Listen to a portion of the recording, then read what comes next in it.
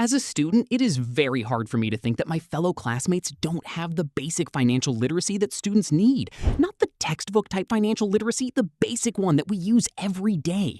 Although I am a computer science major student, I have achieved some level of basic financial literacy. And in this video, I am going to provide you the thought process that you need in order to survive in this dying economy as a student and thrive.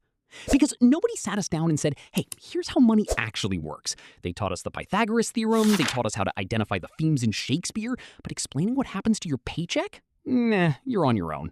So let's fix that right now. All right, let's start with something we all dread. Taxes. Picture this. You just got your first paycheck. You've been working weekends, sacrificing your social life, probably skipping lectures for it. The email says $2,000. You check your bank? $1,456. You look at your pay stub like, who are all these people and why are they eating my money? Federal income tax, state tax, Social Security, Medicare. Welcome to adulthood, my friend. Here's the thing, though. Taxes are basically the membership fee for living in a functioning society. The government uses that money to build roads, fund schools, make sure the food you eat doesn't kill you. And yes, also spend on things you'll probably disagree with. But that's a conversation for another day. There are different types of taxes you should know. Income tax hits the money you make. Sales tax hits the money you spend. Capital gains tax hits the money your investments made while you were literally sleeping. Then there's Social Security tax, the government essentially forcing you to save for your own retirement. And Medicare tax, which goes toward health care for older people or those with serious medical conditions. And then comes the actual filing of your taxes, where the government already knows what you owe but makes you guess anyway. If you're right, great. If not, cooked. Some people file quarterly, some file yearly, and some people just don't file at all and end up in Netflix documentaries. Don't be the third one. Okay, now let's talk about banks, because most people have a completely wrong idea of what a bank actually does. You walk in, hand them your money, they smile and say it's been added to your account. You walk out thinking your cash is sitting in some giant vault somewhere, guarded and safe. Cute story. Wrong story. The moment you deposited that money, the bank took most of it and lent it to someone who wanted to buy a car, start a business, or purchase a jet ski they definitely didn't need. That system has a name: fractional reserve banking. The idea is simple. Not everyone is going to walk in at the same time asking for all their money back. So the bank only keeps a fraction on hand and lends the rest out. That works great. Until it doesn't. Like in 2008 when everyone panicked, showed up at once, and the whole system collapsed like a bad group project the night before submission. Banks make money by lending your cash at a higher interest rate than what they pay you. You're the supply, the borrower is the demand, and the bank's just the matchmaker taking a cut. They convince you to keep your money there because, honestly, it makes sense. Cards are more convenient than carrying cash. They pay you interest, even if it's painfully small. And in the US, your money is insured up to $250,000 per person, meaning even if the bank somehow collapses, you're not losing that money. That's actually a decent safety net. Speaking of interest, let's really get into this one, because this is the concept that will either build your wealth or quietly destroy it. Imagine you borrow $1,000. You pay back $1,280. That extra $280, that's interest. It's basically the price of using someone else's money. When you borrow, you pay it. When you save or invest, you earn it. There are two types: simple interest, flat fee, no drama. Then there's compound interest, and this one is important. Compound interest means your interest also earns interest. Every dollar you owe starts cloning itself. Let's say you owe 20% interest on a credit card and you miss a payment. That missed payment starts generating its own interest. Your $12 lunch starts becoming a $50 regret, and you're sitting there calculating how a meal from the campus cafeteria turned into a financial crisis.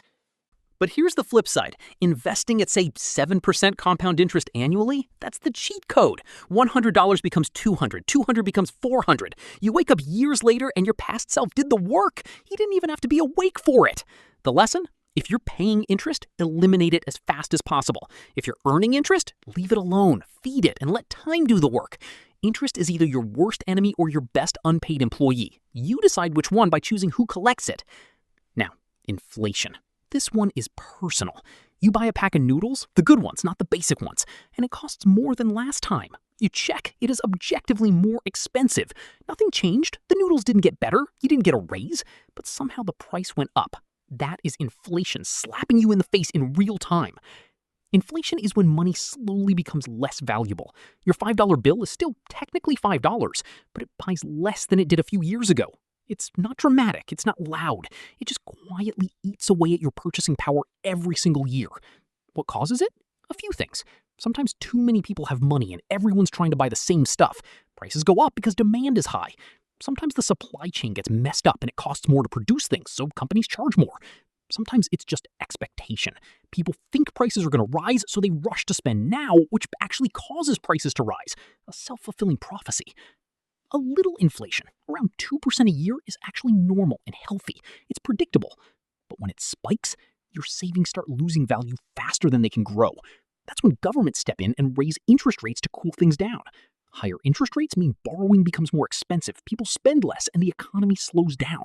It's not perfect, but it works. Which brings me to recessions, the part nobody wants to talk about. A recession is when the economy shrinks for at least 2 consecutive quarters, 6 months of consistent decline. One day, everything seems fine. Jobs, plans, maybe even a vacation. Then layoffs start. The stock market starts going down. Companies stop spending. People stop spending. And suddenly the whole thing just slows. Think of the economy like a party. In the good times, everyone's there, energy is high, the music is loud. But eventually, the vibe shifts. Someone checks their bank account, the music gets quieter, people start heading home. That's the recession hitting. It can be triggered by a lot of things. Interest rates getting too high, a global crisis, a pandemic, just the natural cycle of economies going through boom and bust phases. Here's the important part, though. Recessions don't last forever. They're resets. Painful ones, but resets. Governments lower interest rates, push out stimulus packages, and eventually spending returns, businesses rebuild, and growth comes back. It always has. It just comes with scars. All right, credit scores. This is the one nobody teaches you until it's already too late and you're wondering why you got rejected for something. A credit score is a 3-digit number between 300 and 850, and it basically tells lenders whether you're trustworthy with money. Below 580, red flag. Above 750, lenders are basically rolling out the carpet for you. Most people sit somewhere in the middle, quietly trying to figure out what affects it. Here's what goes into it. Payment history, the biggest one. Do you pay your bills on time? Credit utilization, how much of your available credit are you actually using? Keep it low. Credit age, how long you've had accounts open. Older is generally better. Credit mix, having different types of credit like cards and loans. And new credit, applying for too many things at once looks desperate. Lenders notice. The wild part? You can have zero debt and still have a terrible credit score if you have no credit history at all. Because the game isn't about being responsible with money, it's about proving to lenders that you're responsible with money. Two very different things. Think of your credit score like a pet. Ignore it and it will ruin your life at the worst possible moment, like when you're trying to rent an apartment or finance something important. Take care of it consistently and it opens doors for you. The system has its issues, but once you understand the rules, you can use them to your advantage. One more concept before I wrap up. And this one is about how the world actually works. Value. Pick up a rock. It's just a rock. Now imagine it's shiny and yellow and rare. Suddenly, people want it. They'll pay for it. That's gold. And gold isn't objectively worth more than a regular rock. Humans just decided it was. So now it is. Understanding this is how you understand why some people earn so much. Doctors, lawyers, engineers, they get paid a lot because the value they provide is large. And people will pay a lot for things that solve big problems. Steve Jobs didn't just build a phone. He built something millions of people felt they needed, and they paid thousands for it. It works the other way too. Gucci can sell a bag for 100 times the price of a similar bag from anywhere else. Not because the leather is magically better, but because people perceive it as more valuable. Perception is half the game. If you can figure out how to create genuine value for people, or even perceived value, you can turn that into income. As a student, this is the most important thing you can develop, the skill of making yourself valuable.